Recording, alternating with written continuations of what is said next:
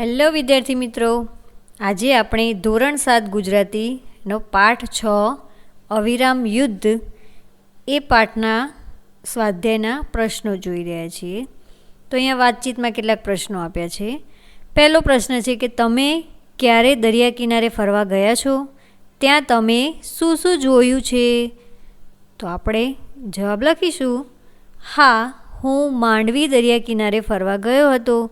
માંડવી દરિયા કિનારે પવનચક્કી છે, દીવાદાંડી છે. અહીં ઊંટ સવારી અને ઘોડે સવારી કરવાની ખૂબ મજા આવે છે. ખાણીપીણી અને રમકડાના વિવિધ સ્ટોલ છે. પ્રશ્ન 2, દરિયામાં તોફાન કે વાવાઝોડું આવે ત્યારે શું થાય? કેવું કેવું નુકસાન થાય? તો દરિયામાં તોફાન કે વાવાઝોડું આવે ત્યારે ઘણા ઊંચા મોજા ઉછળે છે. મોજા કિનારા તરફ પવન સાથે અથડાય છે. તેના કારણે ખૂબ મોટું નુકસાન થાય છે. દરિયાઈ તોફાનના કારણે કિનારાના પ્રદેશોમાં જાનમાલને ખૂબ મોટું નુકસાન થાય છે. માછીમારોની હોડીઓને મોટા પ્રમાણમાં નુકસાન થાય છે. ઘણીવાર તેમને સંપત્તિ ગુમાવવાનો વારો આવે છે. પ્રશ્ન 3, તમે કઈ કઈ કુદરતી આફતો વિશે જાણો છો? તો જવાબ લખીશું કે હું પૂર, દાવાનળ, ચક્રવાત, ભૂકંપ, ભૂસ્ખલન, હિમવર્ષા જેવી કુદરતી આફતો વિશે જાણું છું. પ્રશ્ન 4, દરિયો તોફાની સાથી બનતો હશે? જવાબ થશે, દરિયા પર સૂર્યની ગરમીના કારણે તાપમાનમાં ફેરફાર થતાં તીવ્ર ચક્રવાત ઉદ્ભવે છે. દરિયામાં ગરમ પાણીનું વરાળમાં રૂપાંતર થાય છે. તેના કારણે ગરમ હવા ઉપર જાય છે અને નીચે દબાણ થાય છે. એ દબાણની ખાલી જગ્યામાં આસપાસની ઠંડી હવા ઝડપથી ધસી આવે છે. આમ પવનની ગતિ સાથે દરિયો તોફાની બને છે.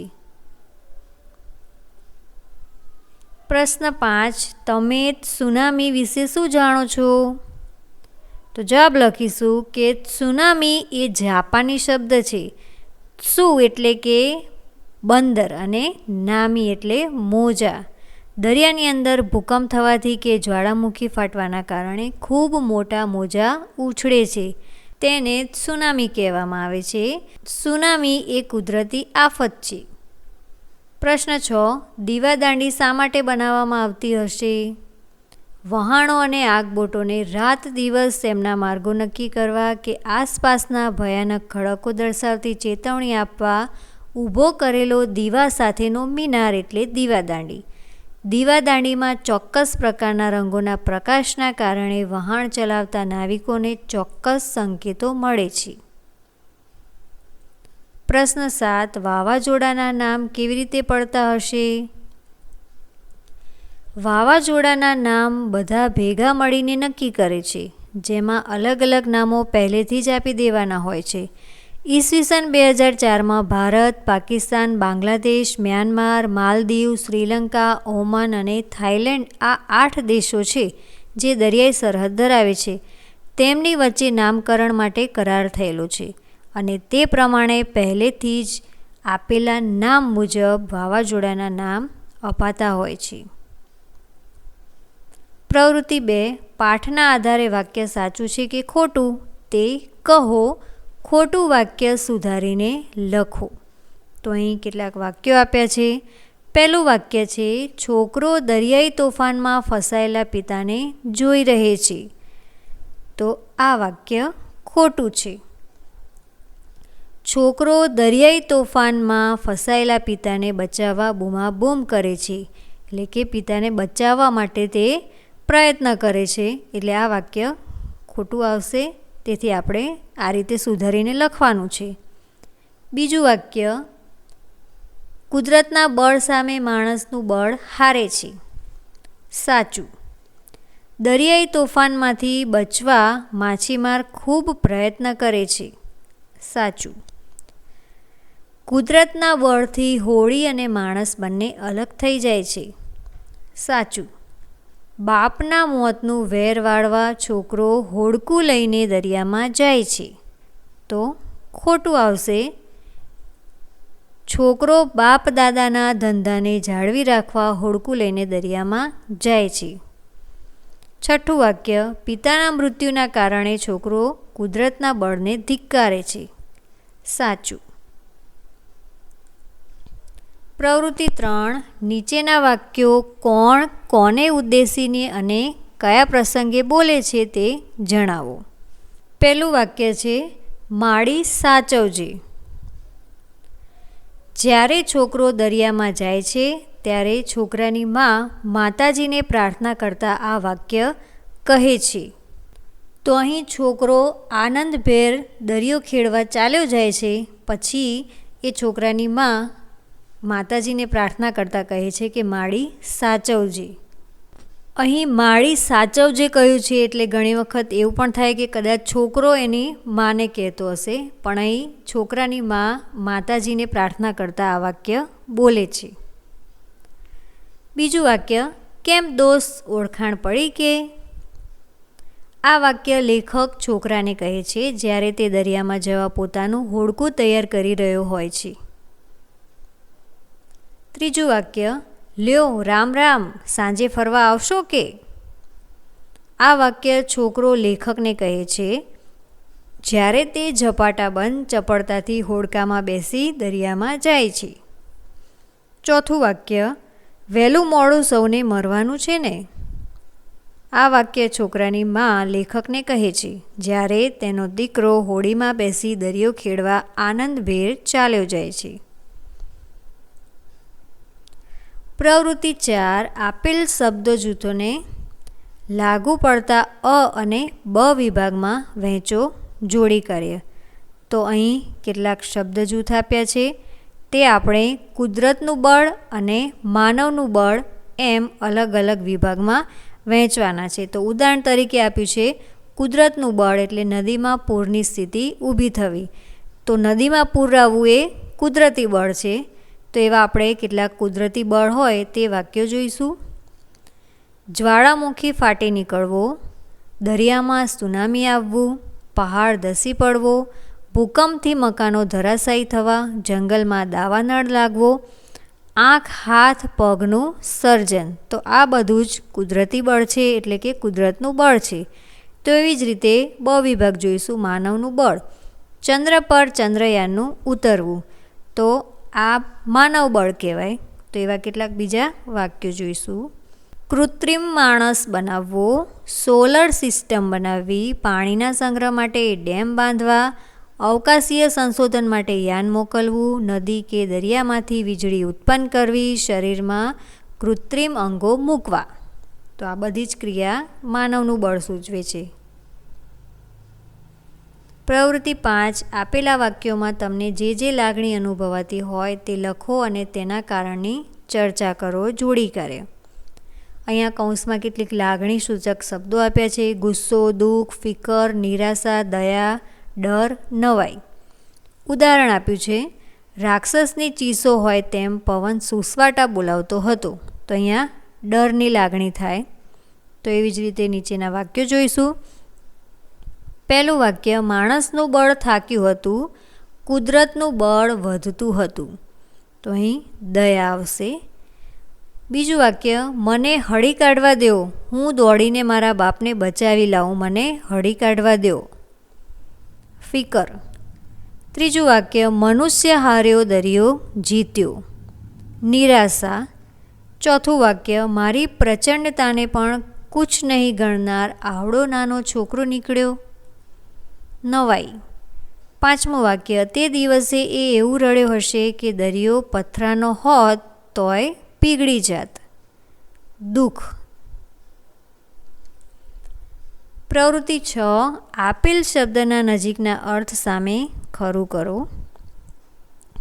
ઉદાહરણ આપ્યું છે તુમુલ. તુમુલ એટલે કે ભયંકર. તો એવી જ રીતે આપણે શબ્દ જે સાચો હોય તેની આગળ ખરું કરવાનું છે. પહેલો શબ્દ છે ધૂસર. તો સાચો શબ્દ થશે ધૂળના રંગનું.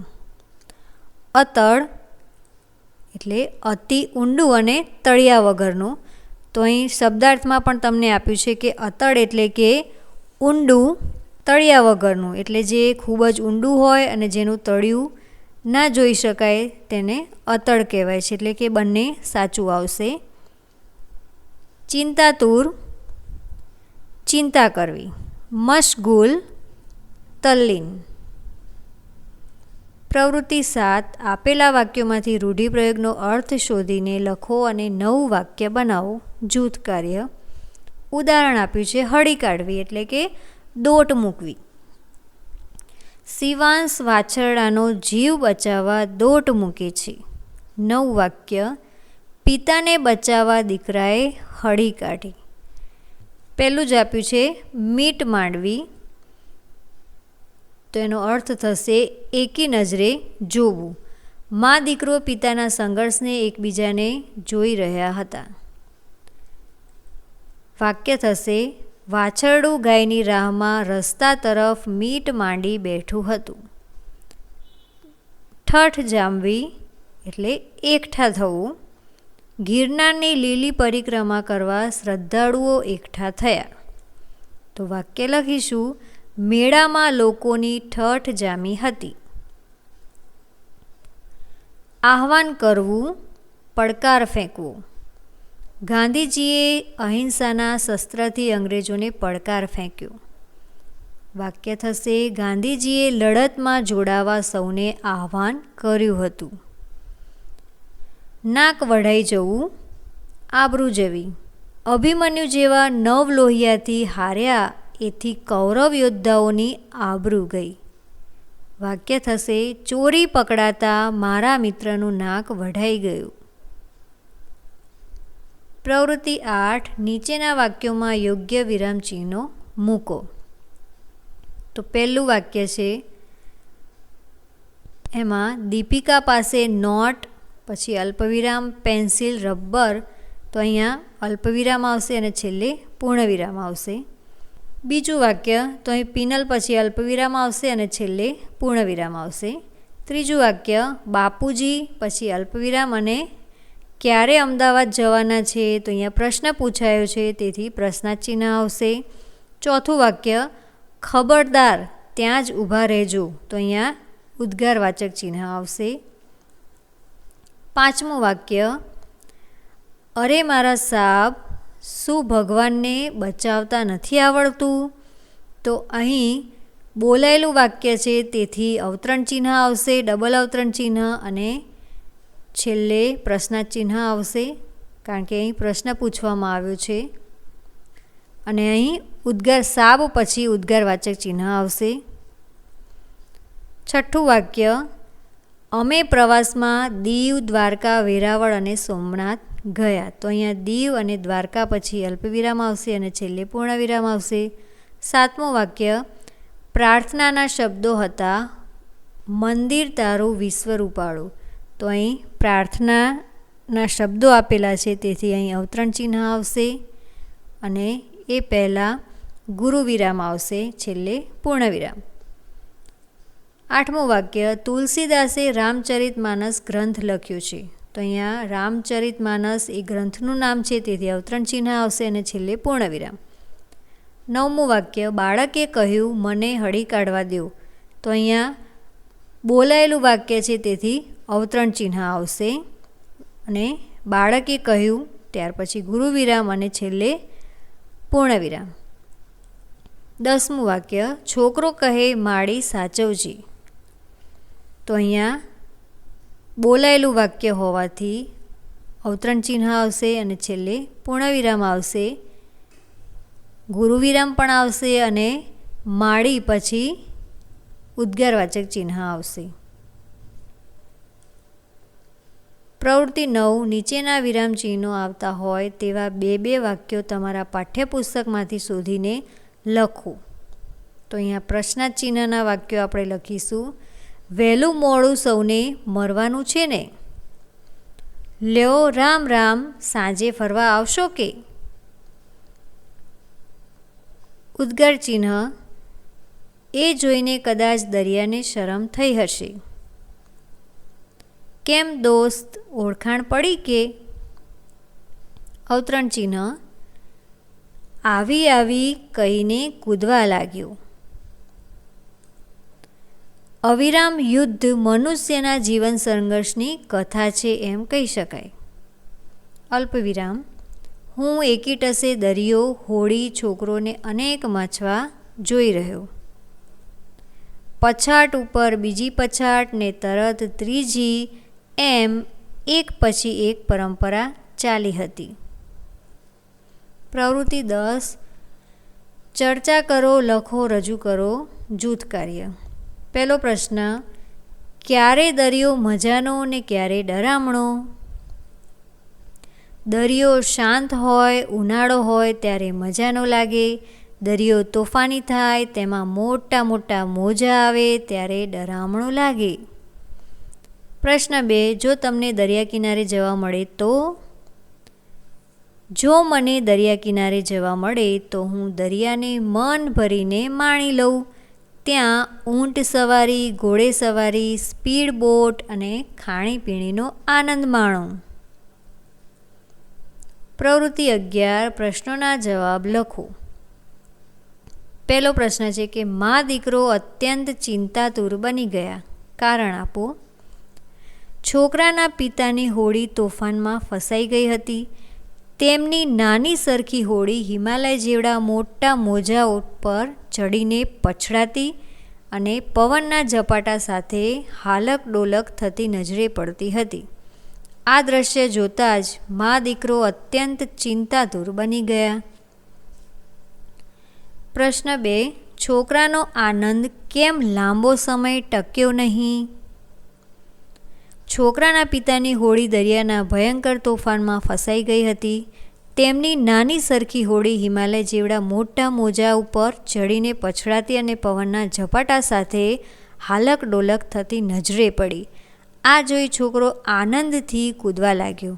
પણ દરિયો ધીરે ધીરે પ્રચંડ બનતો હતો. હોડીને એક ઉપર એક પછડાટ આપતો જતો હતો. આ પરંપરા ચાલીને પવનના એક ઝપાટા સાથે હોડી અને તેના પિતાને દૂર કરી દીધા અને છોકરાનો આનંદ જતો રહે છે. ત્રીજો પ્રશ્ન, છોકરાએ હોડી કેમ તૈયાર કરી હશે?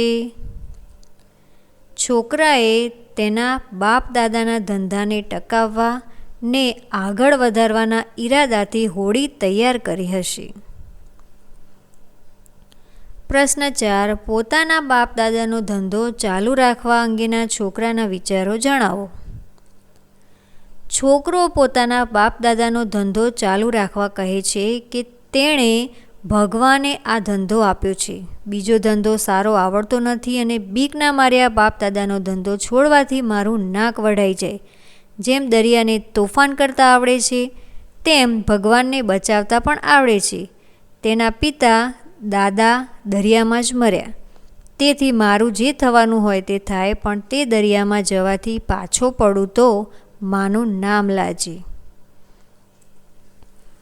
પ્રશ્ન 5. આ એકમનું અવિરામ યુદ્ધની જગ્યાએ તમારે આપવાનું હોય તો કયું શીર્ષક આપો? શા માટે? તો જવાબ લખીશું કે વારસો. કારણ કે આ પ્રસંગમાં પિતાનું કાર્ય પાછળથી તેનો દીકરો સંભાળે છે. તેથી વારસો શીર્ષક પણ તમે આપી શકો. અને બીજું શીર્ષક છે કે કુદરતને શરણે. કારણ કે આ ઘટના દરિયાના શરણે બનેલી હોવાથી આ બંને શીર્ષક યોગ્ય છે. તો અહીંયા વારસો અને કુદરતને શરણે આ બંને શીર્ષક તમે આપી શકો છો. પ્રશ્ન 6. પાઠના આધારે તોફાની દરિયા વિશે 6-7 વાક્યો લખો. દરિયામાં મહેલા ડહોળા પાણીના ડુંગર જેવડા મોજા ઉપરા ઉપરી આવે છે. ખડકો સાથે પછડાય છે. રાક્ષસી ચીસોની જેમ પવન સુસવાટા બોલાવતો હતો. મોજા ઉછળી ઉછળીને ખડકમાં અથડાઈને મોટા અવાજ સાથે ધસારા બંધ પાછા જાય છે. દરિયામાં હિમાલય જેવડા મોજા ઉપર ચડીને નીચે પછડાય છે. ભાષા સજ્જતા. તો અહીં વિરામચિહ્નો વિશે તમને કેટલીક માહિતી આપી છે. તો એ માહિતી ધ્યાનથી વાંચી અને તેનો અભ્યાસ કરવાનો છે.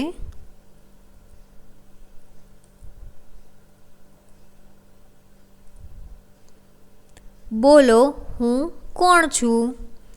દીપકભાઈ વર્ગમાં આવે એટલે પહેલાં કોઈ એક ભાષાકીય પ્રવૃત્તિ કરાવે. જે દિવસે ઉખાણું પૂછે એ દિવસે તેનો જવાબ મેળવે અને ઉખાણાની રચના સમજાવે. એક દિવસે એમણે વર્ગમાં આવીને વિદ્યાર્થીઓના 6 જૂથ પાડ્યા અને દરેક જૂથને 9 જ ઉખાણું બનાવવા કહ્યું. તમે પણ જૂથમાં બેસી આ ઉખાણાના જવાબ આપો. ઉખાણાની રચનામાં જરૂરી સુધારો કરો તથા અન્ય નવા 2 ઉખાણા રચો. તો અહીં કેટલાક ઉખાણા આપ્યા છે. પહેલું જ આપ્યું છે, ટૂંકી પાતળી લાકડી ઝાડ ઉપર લટકે, પોષણ આપે ભરપૂર, તોય સૌ ચૂસી ચૂસીને પટકે. તો વિચાર કરો કે પાતળી લાકડી હોય અને ઝાડ ઉપર લટકતી હોય અને એની અંદર ભરપૂર પોષણ હોય અને એક ખાતી વખતે આપણે એને ચૂસીને ફેંકી દઈએ છીએ, તો એને શું કહેવાય? સરગવો. એ સરગવો કહેવાય. સવારી થાય પણ ઘોડો નહીં, વાહન ખરું પણ મોટર નહીં, પેટ્રોલ ડીઝલની જરૂર નહીં, પૈડા 2 પણ સાયકલ નહીં. તો એને શું કહેવાય? બળદગાડું. 3 અક્ષરનું તેનું નામ, અંત કપાય અતિ બચે. એટલે કે શરૂઆતના 2 અક્ષર થશે અતિ. પ્રથમ વિના તો તિથિ વંચાય. તો પહેલો અક્ષર કાઢી નાખો તો તિથિ બનશે. એટલે 3 અક્ષર થયા. મળે તે સ્નેહીજનના ઘરે, કહો કોણ હશે એ? તો જવાબ થશે અતિથિ. ચાલે છે પણ જીવ નથી, હાલે ચાલે પણ પગ નથી, ખાઓ તો પણ પેટ ન ભરાય, બેઠક છે પણ બાજોટ નથી. તો અહીંયા હલનચલન કરે છે પણ પગ નથી અને જીવ પણ નથી અને ખાઓ તો પણ પેટ ન ભરાય, તો શું હોઈ શકે? હિંચકો. પ્રવાહી છે પણ પાણી નથી, પૌષ્ટિક ઘણું પણ દૂધ નથી, ગળ્યું છે પણ જ્યુસ નથી, ચીકણું ખરું પણ ગુંદર નથી. તો એવું શું હોઈ શકે? મધ. પાણી સરસ પણ ગંગાજળ નહીં, પૌષ્ટિક ખરું પણ દૂધ નહીં, તેલ આપે પણ તેલીબિયું નહીં, પ્રસાદ છે પણ ગળપણ નહીં, કહો શું હશે એ? જવાબ થશે નાળિયેર. તો અહીં આવા બીજા ઉખાણા પણ તમે તમારી રીતે બનાવી શકો છો. તો અહીં આપણે આ પ્રવૃત્તિ પૂર્ણ કરી અને આ વિડીયો તમને કેવો લાગ્યો અમને જરૂરથી જણાવજો. અને અમારી ચેનલને સબસ્ક્રાઈબ ના કરી હોય તો સબસ્ક્રાઈબ કરી દેજો. ધન્યવાદ.